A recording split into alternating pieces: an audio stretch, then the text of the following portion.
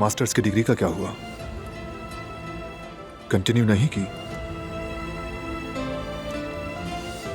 कर दी है। यहां कैसे आना हुआ? तुम्हारे लिए। भाभी की डिलीवरी थी, उसके लिए आई थी। 2 दिन हुए हैं। अगले हफ्ते जा रही हूँ। यानी ये जाने वाली है, ये चली जाएगी, फिर मुझसे दूर हो जाएगी। कुदरत बाबा कैसे हैं? जैसा छोड़ा था तुमने। और बाकी सब?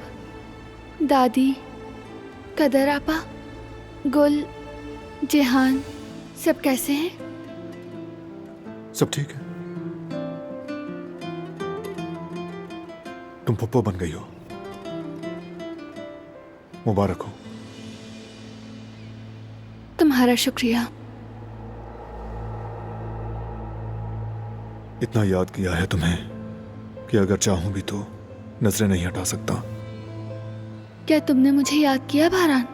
क्या कभी सोचा हमारे बारे में, हमारे प्यार या हमारे अलग होने के बारे में? काश तुम जान पाती मैं कितना मिस करता हूं तुम्हें। तुम्हारे जाने के बाद मैं पहले जैसा नहीं रहा।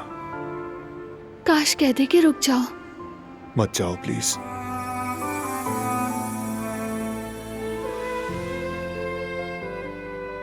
मुझे अब जाना है। हाँ मुझे भी जाना है, कुछ काम है मेरे।